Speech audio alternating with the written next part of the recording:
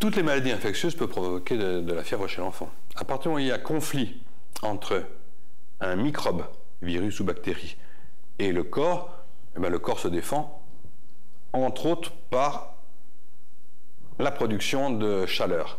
Enfin, il y a deux types d'infections, donc les virales contre lesquelles on ne sait rien faire, on ne sait pas les traiter, on sait juste intervenir sur les symptômes, et les bactériennes, dont certaines sont presque sans danger. Enfin, un bébé qui a une otite, c'est désagréable, c'est douloureux, enfin, c'est pas extrêmement dangereux.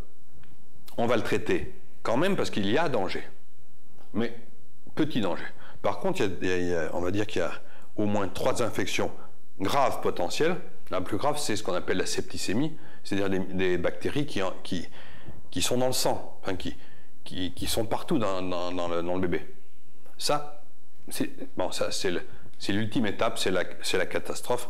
Mais avant d'en arriver là, il y a 2 infections bactériennes graves qui précèdent la septicémie. En général, c'est l'infection urinaire, ce qu'on appelle la pyélonéphrite aiguë, c'est-à-dire l'infection du rein par la bactérie. Ça justifie une hospitalisation, etc., pour empêcher que ça passe à la septicémie. Et puis, il y a une deuxième infection bactérienne que tout le monde connaît, c'est la méningite bactérienne. La méningite bactérienne, moi, je ne vous fais pas le tableau clinique parce qu'en plus, il est variable selon l'âge, mais c'est une vraie urgence.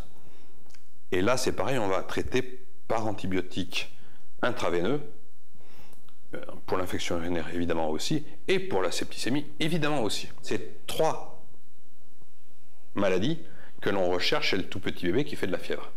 Parce qu'en fait, le petit bébé de moins de 3 mois, grosso modo, il n'a aucune raison de faire de la fièvre, hormis ces 3 infections.